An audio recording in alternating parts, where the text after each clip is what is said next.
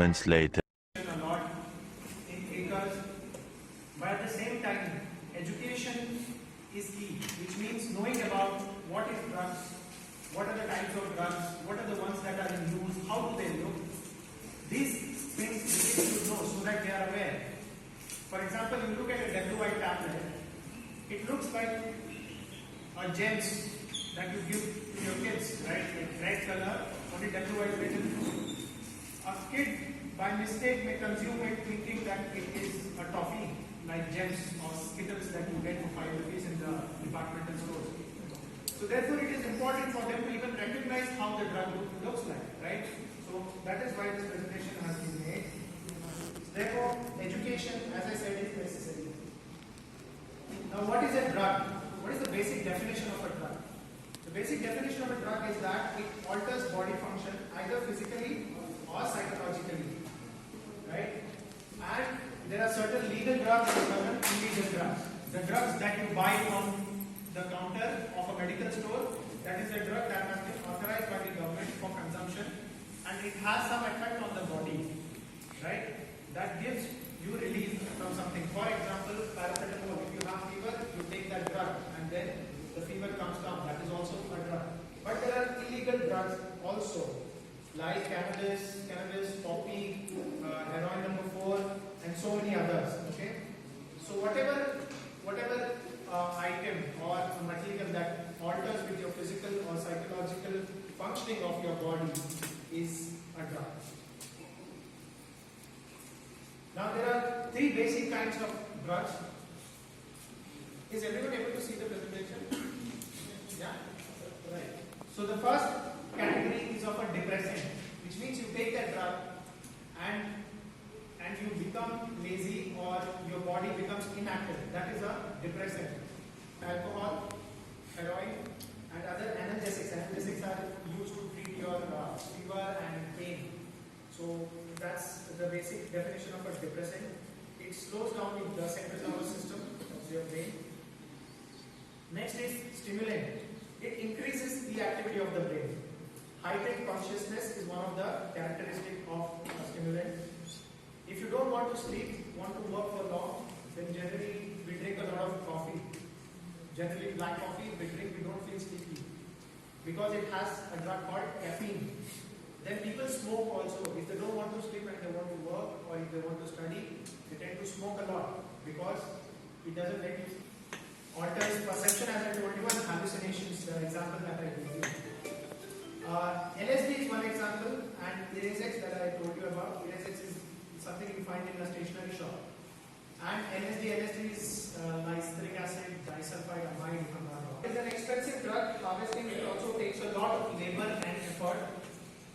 Unfortunately, this has been rampant in the state of Manipur, and especially the districts, the hill districts like Churachandpur, Nankoti, Chandel, Ukhrul, etc. This I show you to kids who have not seen poppy. Most of us might have seen poppy. Most of us must have seen poppy. Tendency that more glasses will break. It gives a sign to the society that nobody cares about this broken glass, so it's okay to break more glasses. Right? So that is broken windows theory. What it implies in law enforcement is that if you don't stop minor crimes, for example, public drinking, if you don't stop people from drinking in public places, or if you don't stop minor fights which are happening within the community, where 2 boys are fighting. Then recently there was a very famous video of small girls, little girls fighting with each other. So if you don't stop that kind of crime, eventually the crime increases and the type of crime exaggerates or it turns into more heinous offences where people start committing more heinous offences. So for policing perspective, it is important to stop minor crimes. We have to keep a check on public drinking. We have to keep a check on minor fights that are happening in the society, in the localities, so that major crimes don't happen. Another example would be, let's assume there is a clean space and you throw a plastic wrapper after eating chips, okay, you just throw it. 2 days later, there are chances that there will be more plastic wrappers. Okay, that is our basic psychology. Right? If you are eating something, a chocolate or a wrapper, and you have a wrapper, if the place is clean, you will put it in your, the chances that you put it in your pocket. But if you see that there are many chocolate wrappers fallen, you will also throw. So this is the basic idea of broken window theory, is that we need to stop minor crimes. So if we do not stop poppy cultivation today, which is rampant, there will be a time, there will be an entrepreneur who would say, why do we have to sell it to some people? Let us process it here, because the market exists here. There are consumers who will take it to heroin. So let us not destroy it. Let us not give it to somebody else to make more profit out of it. We'll take the raw kani as we call it in the local language, we'll take the raw kani and let's process it. Let's make brown sugar out of it. Okay? So that is the kind of crime that may happen in the future. There's so much forest land, there might be. How many of you seen this series called Breaking Bad? In Breaking Bad, he has a mobile van where he's processing heroin, whatever they call it. So these are some of the samples of benzoate tablets. This is how the heroin would look like. Sometimes lightish, wheatish color, and sometimes perfectly white talcum powder like. Okay.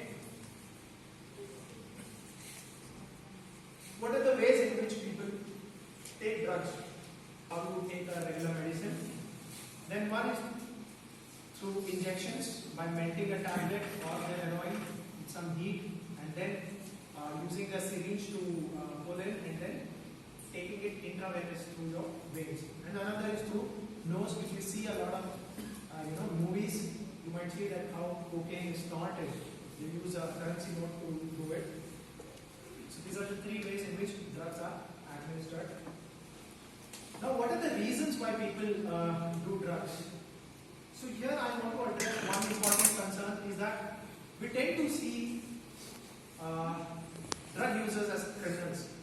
Okay, we tend to see that it is perfectly fine, because drug users, they tend to do minor crimes like theft, and they may proceed to do major crimes, like I told you. So therefore, we see them as criminals. Even a normal drug user is seen as a criminal. We have been witness to a lot of cases wherein the mothers would give us a complaint saying that my son has stolen so much gold from me. Okay, and once we start investigating, we get to know that the mother is actually not lost gold. But the thing is that her son is a drug addict, and she thinks that keeping him in lockup would solve her problems, at least for temporarily. So that is the why people see drug users as criminals. But I feel we need to change our attitude a bit. I'm not saying that drug users are not criminals. There are 100% chance that you can take to crime because they need regular money to procure drugs. But at the same time, we need to understand why do they do it in the first place. Okay. First would be out of curiosity or fun. For example, I'll give my example itself. I've never done drugs, but I have smoked. Okay, I used to smoke. And I started smoking at a very young age. I started smoking when I was 14 years old. And I quit when I was